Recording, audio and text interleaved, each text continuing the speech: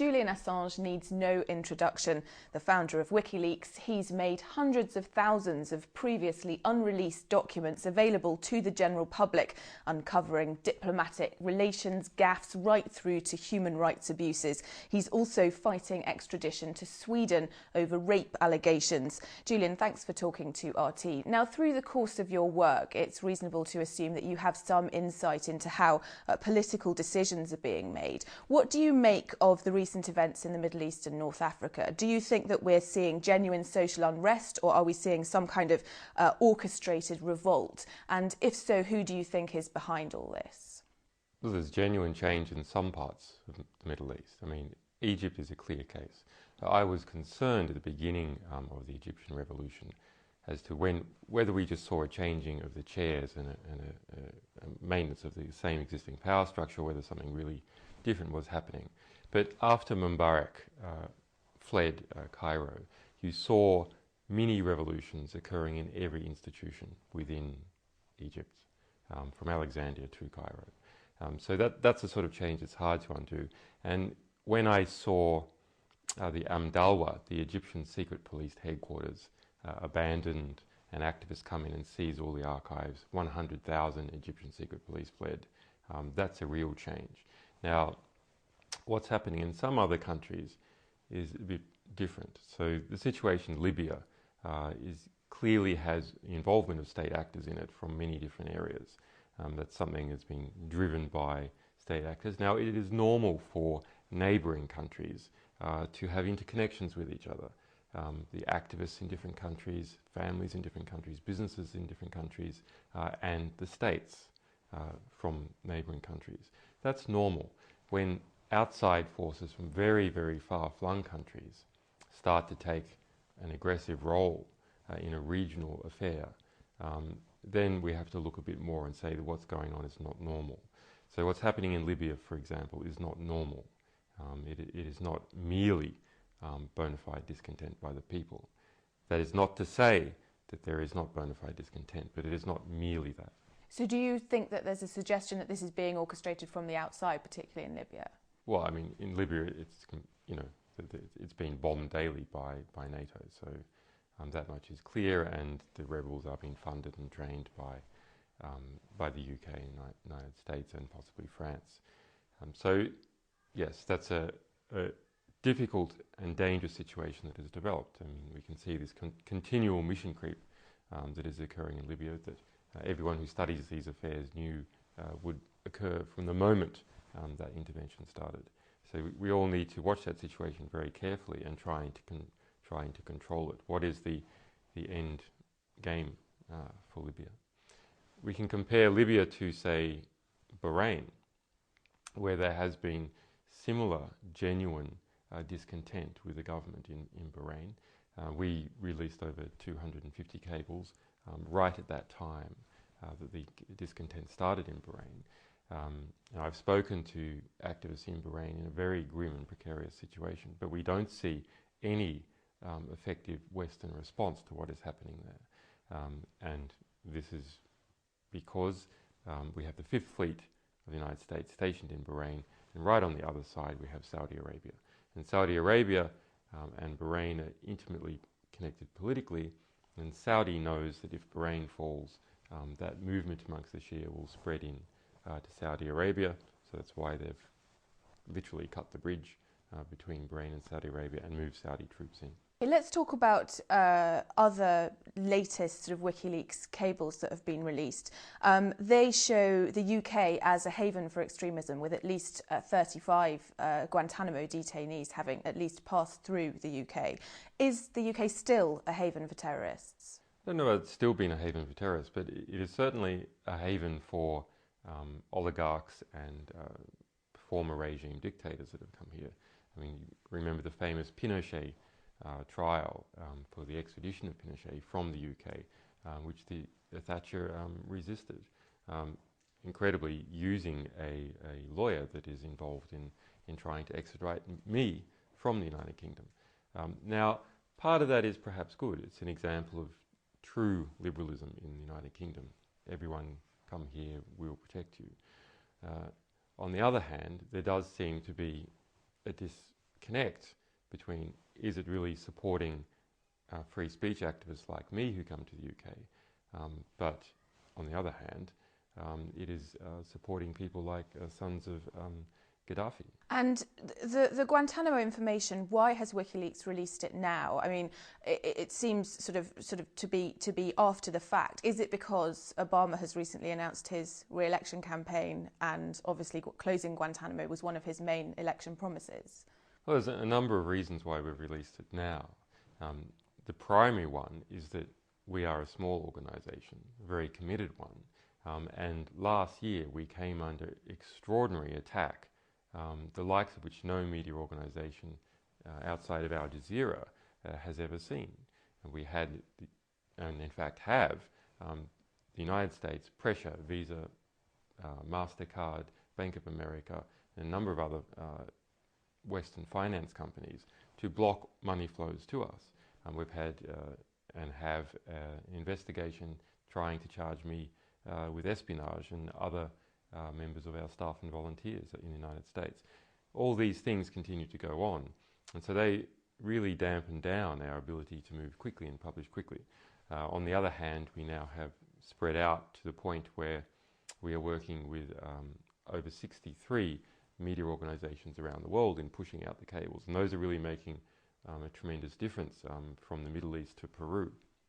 So we've released this information, as soon as we could, but we have also been engaging in an investigation on it with 9 media organisations, from the Washington Post to Le Monde to El País and to Der Spiegel and so on, to understand this, find the detainees and so on, and push it out. The timing is good. We see that Obama has given up on closing Guantanamo and has decided to reopen the trial process. And we now have a situation where even the Obama administration says that 48 of these people still in Guantanamo are completely innocent. Completely innocent.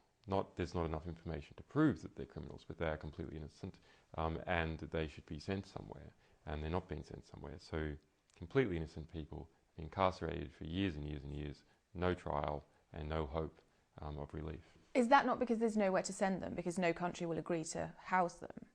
Well, no country will agree to house them, including the United States. But the United States has made them its problem. The United States was involved in rounding up these innocent people, setting up a process that was from the very beginning corrupt. There's a reason why they're in Guantanamo and not on the US mainland and not in an allied country. And that reason was to hide them and keep them outside of the law.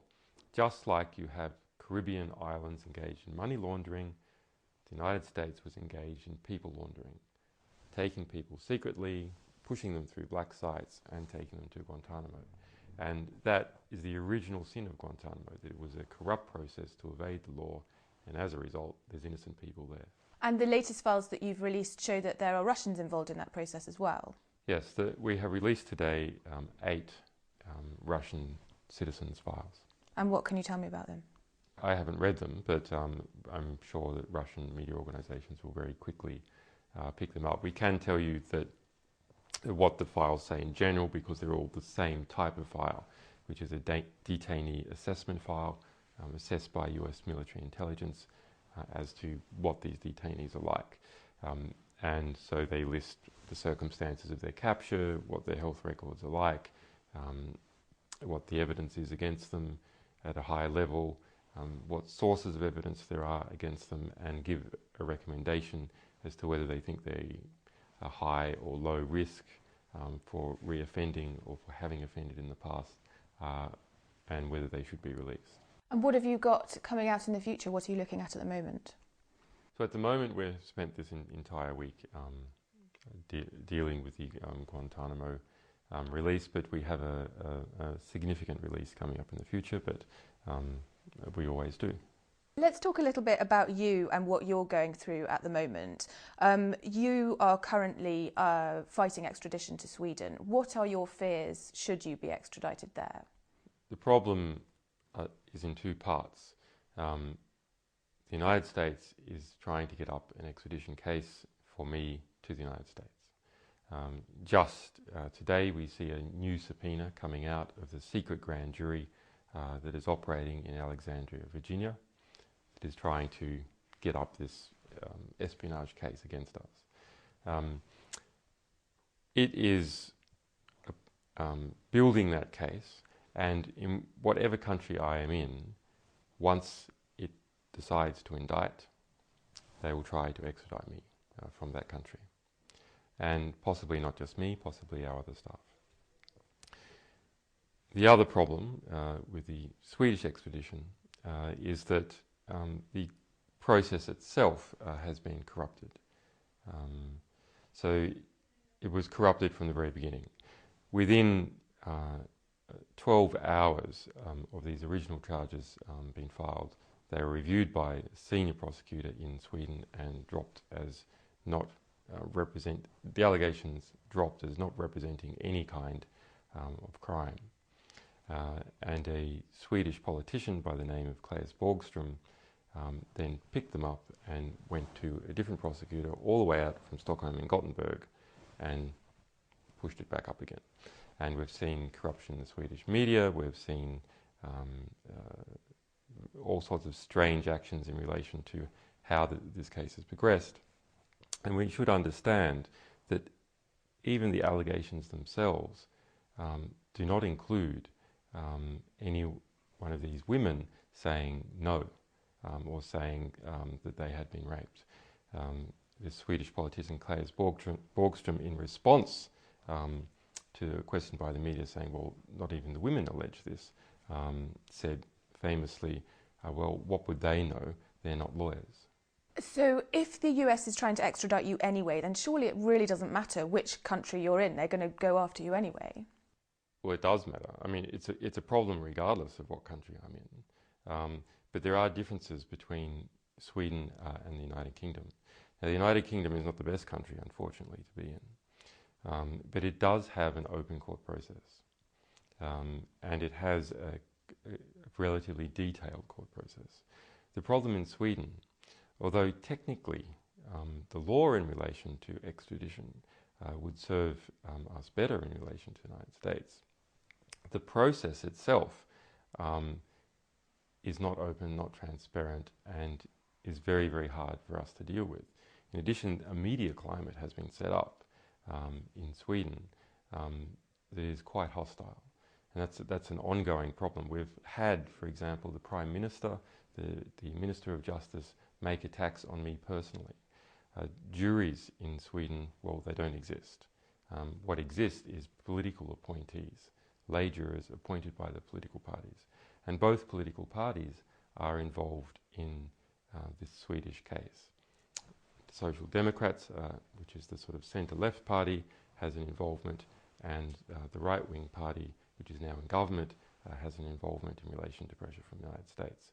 So all members of the jury, the pseudo-jury that would be covering this case, would be drawn from one of these two political parties. So it's not a situation that is neutral. It's not a country where I understand the language.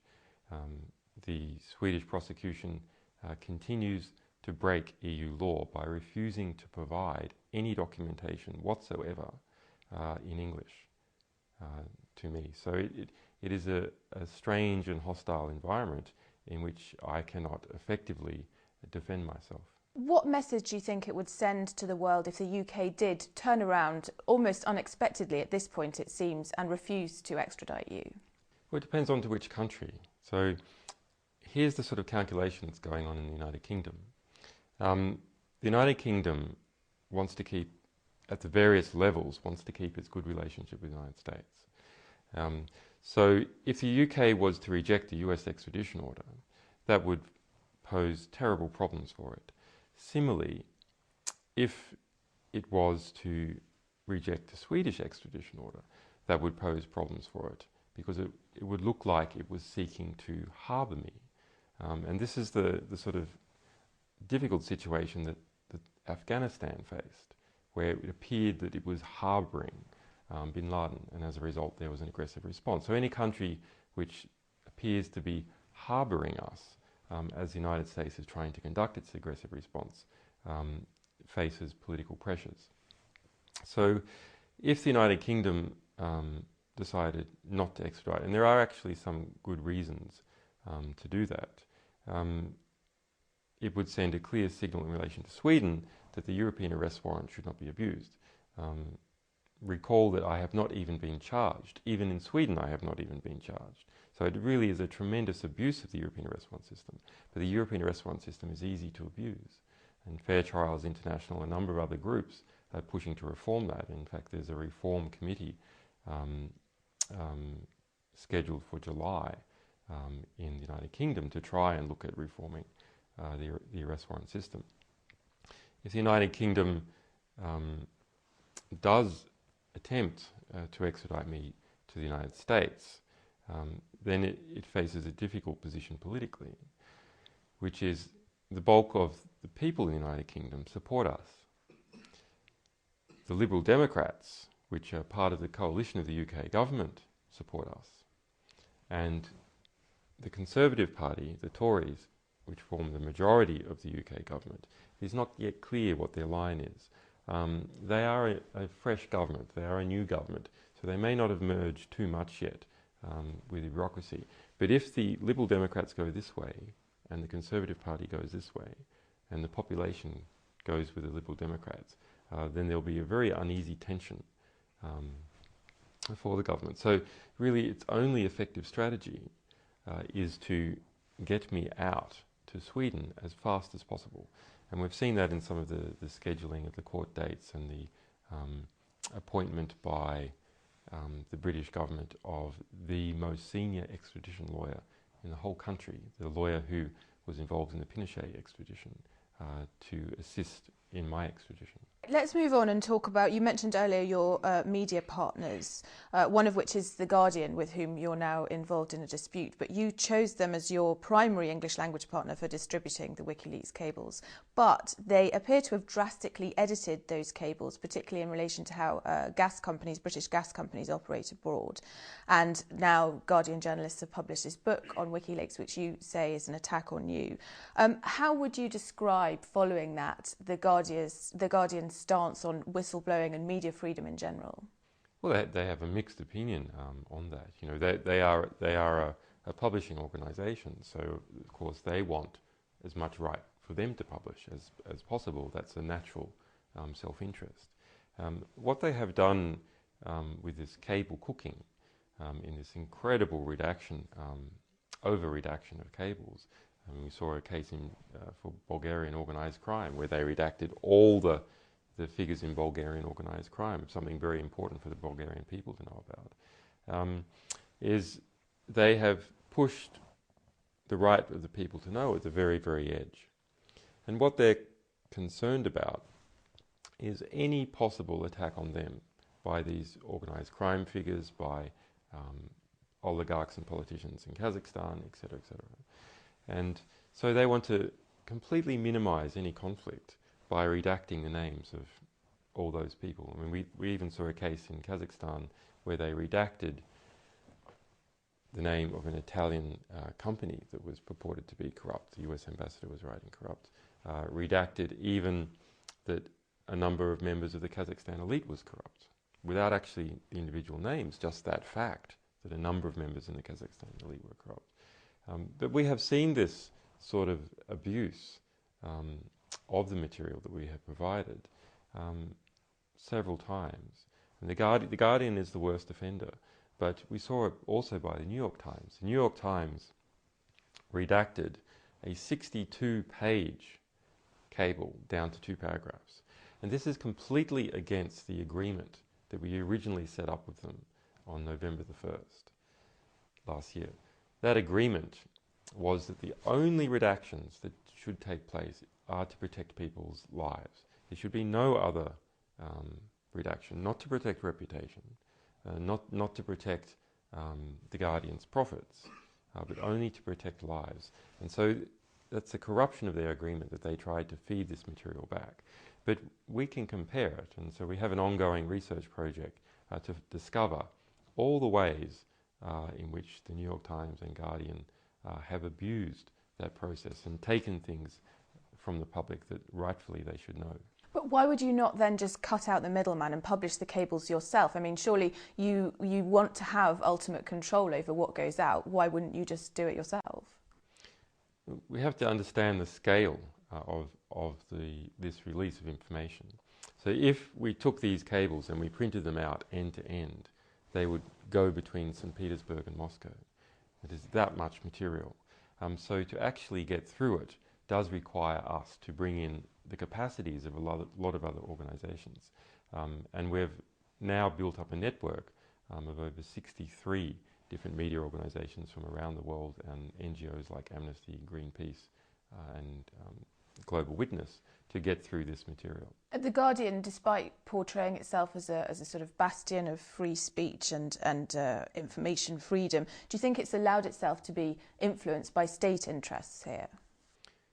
What happens in the West is that there is no border between state interest and commercial interest. The edges of the state, as a result of privatisation, are fuzzed and blurred out into the edges of companies. So in traditional societies, you have companies and you have the state, and they are distinctly different entities.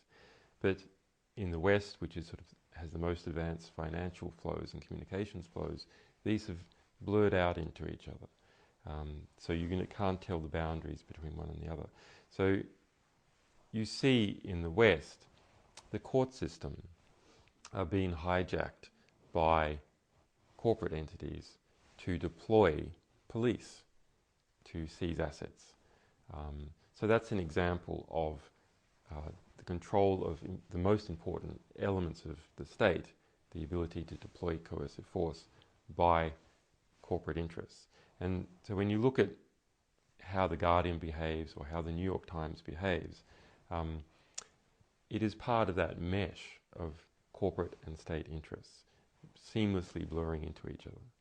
The Guardian's concerned predominantly about being criticised by these powerful interests, about lawsuits occurring against it, driven by oligarchs, driven by people powerful enough to push a court case forward. Let's talk a tiny bit about Bradley Manning. He stands accused of leaking classified information to WikiLeaks. He's now being moved to a longer-term detention facility whilst accusations abound that he's being mistreated whilst awaiting trial. Do you feel responsible for what's happening to him? Bradley Manning is the United States' most important political prisoner. He is in prison, it is alleged, as a result of giving material to the media. Now, whether he did give material to the media or not is irrelevant. The United States government believes, or is saying they believe, that he has, and they are prosecuting him under that basis. So it is the obligation of all journalists and media organisations to protect him, to protect the integrity of their endeavour, which is to get information out to the public. Now, in relation to Bradley Manning's alleged connection to us, we don't know whether he is one of our sources, indirectly connected to one of our sources, not one of our sources at all. What we do know is that he is in prison as a result of the United States attack against us. He has been swept up in that somehow. So we have an obligation to try and draw attention to his cause. It is not always helpful to him for us to do that. It would not be in his interest to seem to be WikiLeaks in the United States, for example. The attacks on us have been very, very aggressive, the calls for our assassination and so on. So I don't believe it's in his interest for us to be seen to be pushing his cause too much, but we encourage everyone else to try and draw attention and light to the very serious situation that he faces. You are at the centre of what's turned into an enormous media storm over the US embassy cables, which some have described as essentially sort of diplomats using schoolboy humour to describe each other. Little sort of earth-shattering news. No, it's complete nonsense. It's complete nonsense. Why this media storm? Why the furore? It's about power. The material is impactful. It is, if you like, half the State Department's brain. The State Department is the institution of the United States that promotes the interests of particular groups within the United States across the entire world. Those groups are predominantly big, powerful US companies, defense industries, and some of the US bureaucracy. It promotes those interests. It is the communications records of it promoting those interests, and also gathering intelligence on the diplomatic intelligence on the countries that it's involved in. And that is quite interesting to the local population of those countries. So whenever material which cannot be argued against directly, like this, is released, everyone knows that it's true. There's no question about its veracity as legitimate documents. We see people trying to take another approach.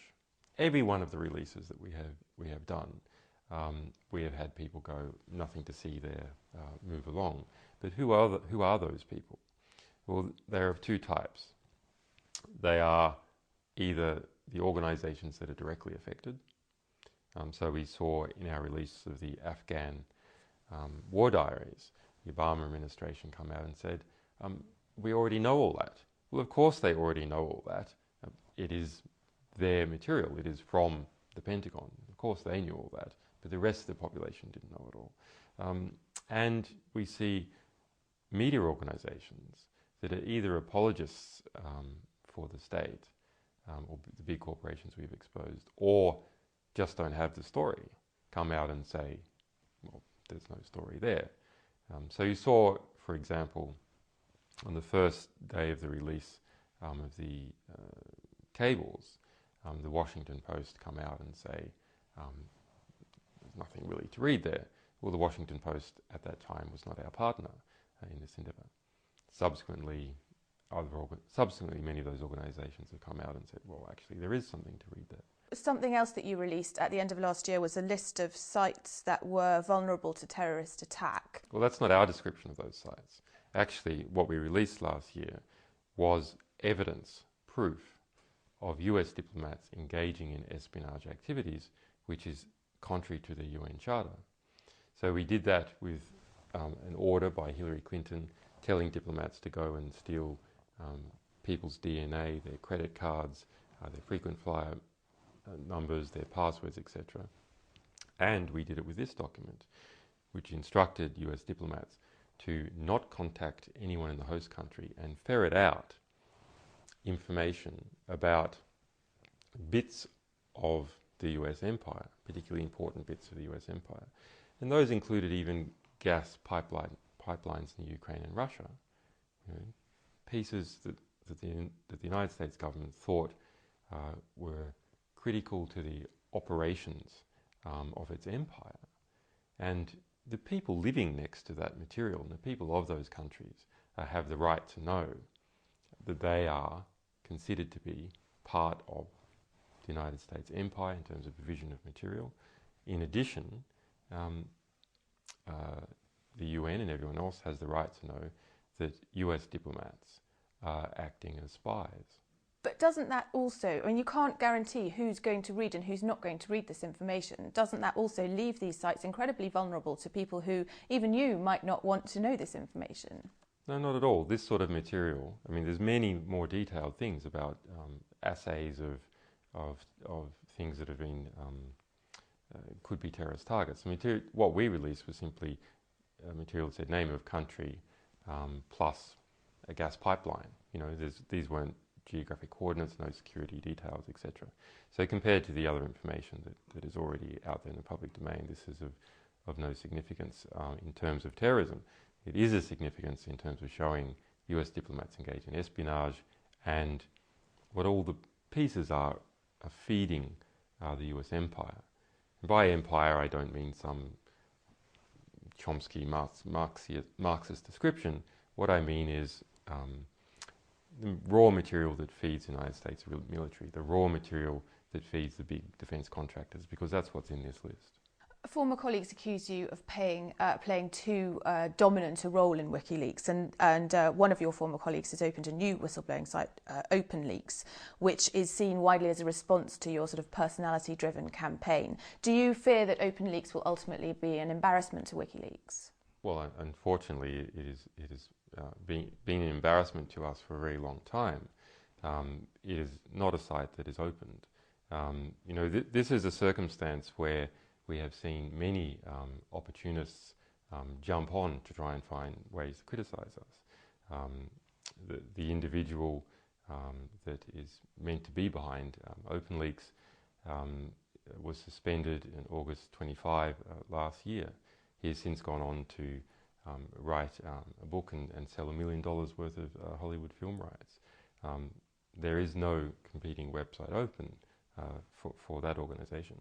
However, there are other organisations that have started up their own leak sites, and some of those are quite good. For example, in Kyrgyzstan, one of the Kyrgyzstani newspapers has started up leaks about Kyrgyzstan. For Bulgaria, there's Bivol, which has started up a good site that we worked with in relation to Bulgarian cables speaking about organised crime. In Egypt, when the Egyptian protesters penetrated the Amdawa, the Egyptian secret police, and pulled out the archives, they started up Andawa leaks. So we are proud to have stimulated that movement. There are some 30 different sites starting up or in the process of having started with regional focuses and so on. Now, it's not quite as easy as it seems to do what we do. So a lot of them will find problems and difficulties and security issues, and some have already disappeared. But my hope is that out of this collection of some 30 or 35 sites that have started up, a few of these will work it out and will continue. We don't see these as competition. Rather, it is our role to try and promote these sites and try and work with them. You recently took delivery of a batch of files from a Swiss banker, Rudolf Elmer. Are you going to go after the banking community? Well, we've never said that we've taken delivery of a batch of files. I mean, there was a press conference where 2 CDs were handed to us. Mr. Elmer is now in a difficult circumstance. He returned to Switzerland and was immediately rearrested. And I'm not sure what his precise strategy was in this press conference. He had a whole legal team around him and advisors. Perhaps he wanted to draw attention to his plight before he was arrested. But we are now in a difficult situation that if we release any Swiss banking information from anyone, it will be alleged, no doubt, that it comes from Mr. Elmer, who is at the moment unindicted, sitting in a Swiss prison. So effectively, there is a sort of hostage situation for us in relation to him. Obviously, that's not a situation that we will tolerate and are trying to work around. But it's a difficult and grim situation for him, and he needs more attention. An anonymous army of talented hackers has sprung up around WikiLeaks. Is it now a digital state? Well, I'm not sure about digital state, but there is a very, very interesting youth movement that has started to occur around the world in the past, really the past 6 months, and especially since the beginning of the year. And that has been largely in response to us. It's not only in response to us, there's a few other things that has caused it to trigger. But we went from a situation 1 year ago where internet-educated youth was essentially politically apathetic to a situation now where the coolest people amongst internet youth are the ones that are the most politically active. And I think that's an extremely important development. And likely, and a development will continue, my friends from the 1968 generation say that they have not seen such a youth movement since 1968. And this one is different. It is a worldwide movement from Tunisia all the way to the United States. And so I think it's a very, very heartening thing. And it just needs to be shepherded in the right way so it doesn't lose its momentum. RT encourages its viewers to question more. What do you think they should be questioning? Well, from our point of view, they should understand that most media is awful. It all has an agenda. Every single media organisation has an agenda. Every single media organisation has a backer. And it's necessary to know what the agenda and the backer of the media organisation is in order to try and understand what is being presented. If we look at our work over the last 12 months, think about that. While we pulled on over 60 media organisations to help us with that in terms of promoting the material and spreading the material, all that material comes from a period of time before February 2010. So all these stories that have come out actually happened in the world before 2010, but people didn't know about it. So what is it that we don't know about now? So there's an enormous sort of hidden world out there that we don't know about until much, much later on. But it exists there right now. In our release of diplomatic cables, we only released secret, classified, confidential material. We didn't have any top secret cables. The really embarrassing stuff, the really serious stuff, wasn't in our collection to release. But it is still out there. So what is it? People need to not be comfortable that what they receive from the media is all that is happening. And finally, Julian, who do you consider to be your number one enemy? Well, our number one enemy is ignorance. And I believe that is the number one enemy of everyone, is not understanding what is actually going on in the world. It's only when you start to understand that you can make effective decisions and effective plans. Now, the question is, who is promoting ignorance? Well, those organisations that try to keep things secret, and those organisations which distort true information to make it false or misrepresentative. In this latter category, it is bad media. It really is my opinion that the media in general are so bad, we would have to question whether the world wouldn't be better off without them altogether. There's some very, very fine journalists, and we work with many of them, and some fine media organisations, but the vast majority are awful and are so distortive to how the world actually is, that the result is we see wars and we see corrupt governments continue on. One of the hopeful things that I've discovered is that nearly every war that has started in the past 50 years has been a result of media lies. The media could have stopped it if they had searched deep enough. If they hadn't reprinted government propaganda, they could have stopped it. But what does that mean? Well, that means basically populations don't like wars. And populations have to be fooled into wars. Populations don't willingly and with open eyes go into a war. So if we have a good media environment, then we'll also have a peaceful environment. And social networking, what role do you think sites like Facebook and Twitter have played in the revolutions in the Middle East? How easy would you say it is to manipulate media like that? There's many ways in which they can be manipulated, but first I have to take issue with your view that Facebook and Twitter were important for the Egyptian revolution. Now, we have people in Egypt. We were involved in the middle of the Egyptian uprising. The primary organisational groups in Egypt were the ultras. They were the soccer clubs in Egypt, and they produced a very important manual, the primary manual that was used on the streets, some 40 pages. On the first page it said, do not use Facebook on Twitter. And the last page it said, do not use Facebook on Twitter. And why did it say that? Because they have had past experience that when there were smaller demonstrations in Egypt that used Facebook and Twitter, everyone was rounded up by the intelligence services. So Facebook in particular is the most appalling spying machine that has ever been invented.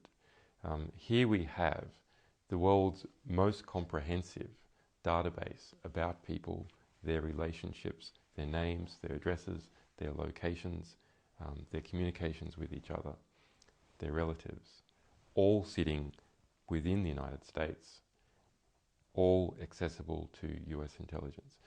Facebook, Google, Yahoo, all these major US organizations have built-in interfaces for US intelligence. It's not a matter of serving a subpoena. They have an interface that they have developed for US intelligence to use. Now, is it the case that Facebook is actually run by US intelligence? No, it's not like that. It's simply that US intelligence is able to bring to bear legal and political pressure to them, and it's costly for them to hand out records and one by one, so they have automated the process. Everyone should understand that when they add their friends to Facebook, they are doing free work for United States intelligence agencies in building this database for them. And every other intelligence agency that can either hack Facebook or who can do a favour with US intelligence. Julian Assange, thank you very much.